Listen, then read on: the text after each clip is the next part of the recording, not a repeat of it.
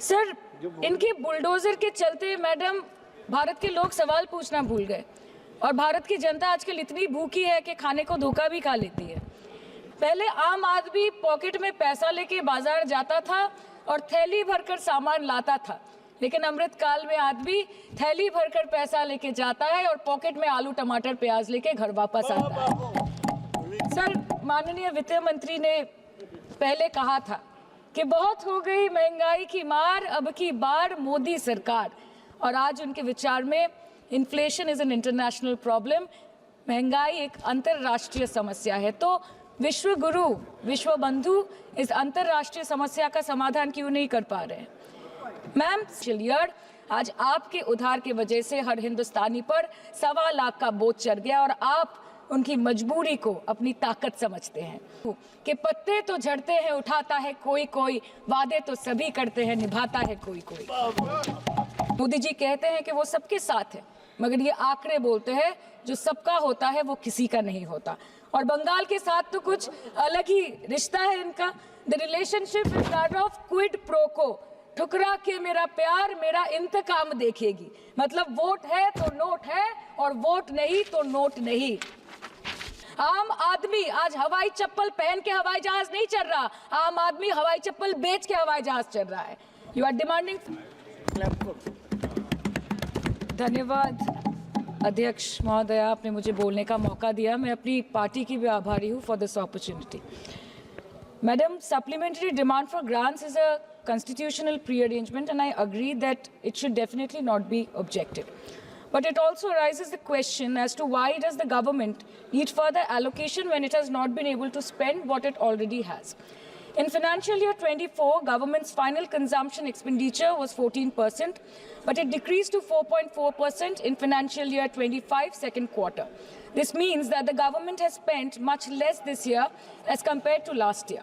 In the first quarter of 24-25, government spending was 4.15 lakh crore, and many cited model code of conduct a reason for spending less. But in the second quarter, it further decreased to 4.1 lakh crore. Madam, to my simple understanding, this grant is being demanded from the exchequer, but this is the money which is collected from the people and it is meant to be spent for the people. Since Professor Shogata Rai has already spoken about the technical aspect, today I choose to speak on what this government has delivered to the people of this country, the utilization of resources and departments it's seeking additional grants for, and also its complex relationship with the state of West Bengal. Sir, इनके bulldozer के चलते madam Bharat के लोग सवाल पूछना भूल गए और भारत की जनता आजकल इतनी भूखी है कि खाने को धोखा भी खा लेती है। मैडम, भारत में एक मिडिल क्लास जो एक साल पहले एक वेजिटेरियन थाली 100 रुपये में खाता था, आज वही वेजिटेरियन थाली 152 रुपये की हो गई। टमाटर की कीमत 247% बढ़ गई, आलू की कीमत 180%, लहसुन 128% और तेल नमक आटा मैदा 18%।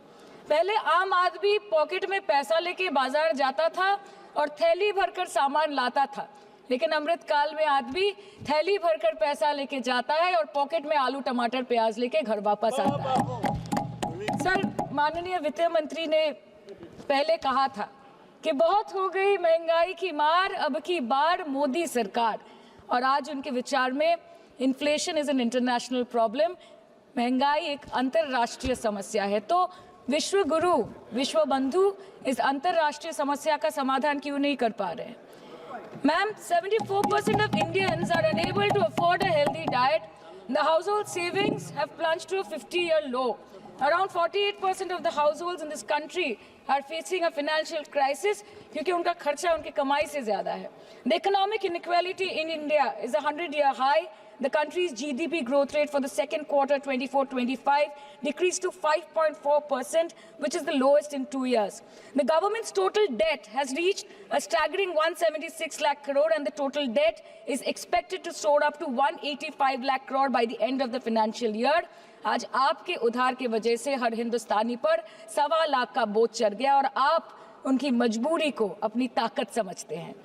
बंगाल में ऑल इंडिया तृणमूल कांग्रेस की प्रदेश युवा अध्यक्ष होने के नाते मुझे हर दिन कई नौजवानों से बात करनी पड़ती है वो मुझे ये पूछते हैं कि मोदी जी ने हर साल 2 करोड़ नौकरी का वादा किया था, अर्थात 10 साल में 20 करोड़ नौकरी।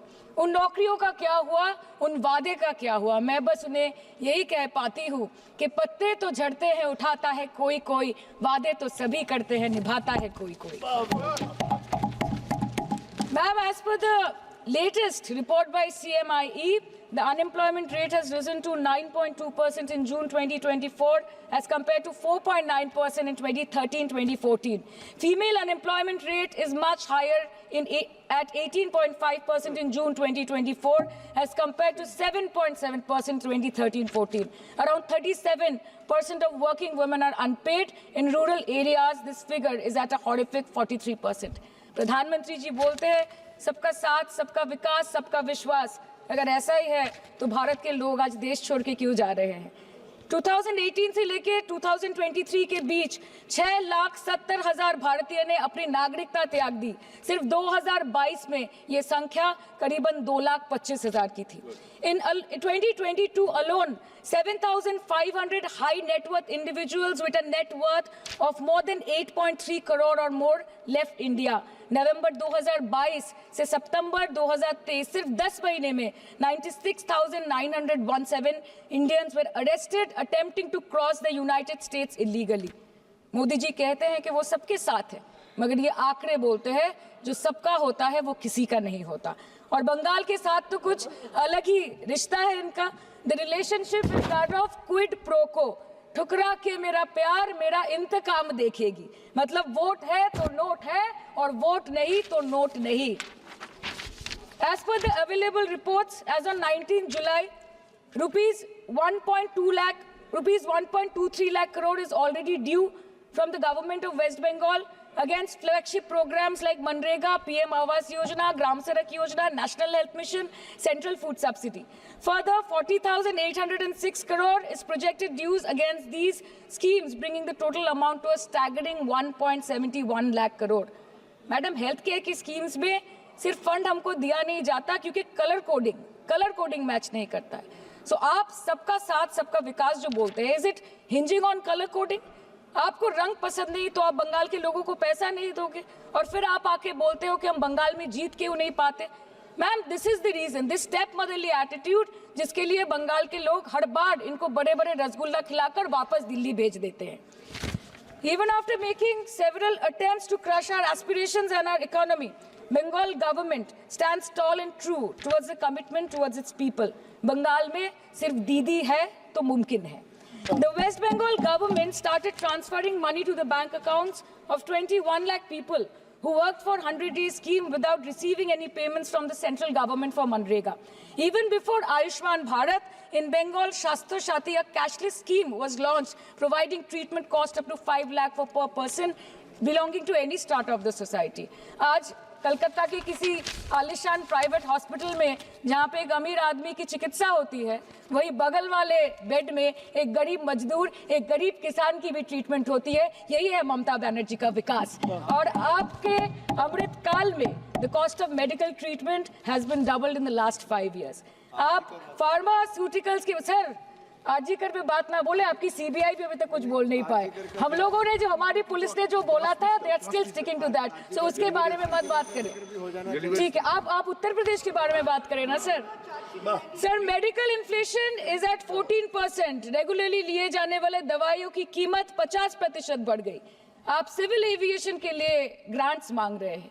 एक डोमेस्टिक फ्लाइट, उसकी राउंड ट्रिप की टिकट 20 से 30 हजार में बिक रही है। आम आदमी आज हवाई चप्पल पहन के हवाई जहाज नहीं चल रहा, आम आदमी हवाई चप्पल बेच के हवाई जहाज चल रहा है। You are demanding funds for education but conveniently ignoring the fact that 11 lakh children have dropped out of school according to your own data. आज भारत में सिर्फ 47.51% स्कूलों के पास कंप्यूटर की फैसिलिटीज है और उसमें 33% के पास internet connection. In law and justice, you are not been able to provide legal aid to more than 1% of the eligible population. In public enterprises, 5.1 lakh public sector jobs have disappeared in the last 10 years. Railway में करीबन 2.5 lakh post बाकी हैं और उसमें से vacancy है in critical safety categories. नए भारत में आजकल ट्रेन पटरी के ऊपर कम और पटरी के बाहर ज्यादा चलती है।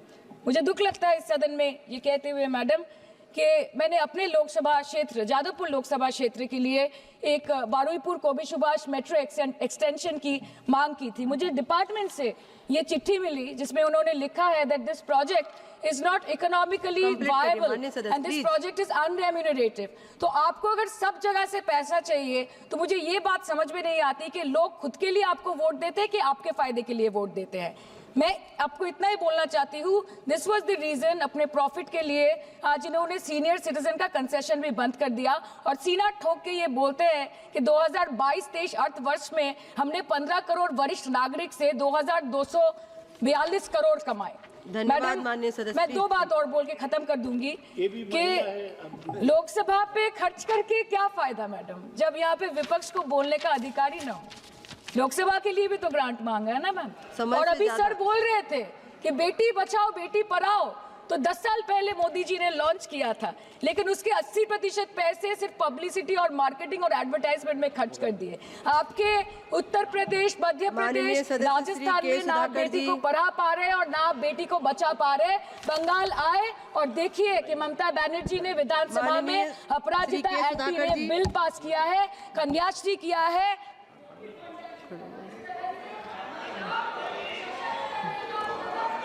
Thank you, madam. Thank you, madam.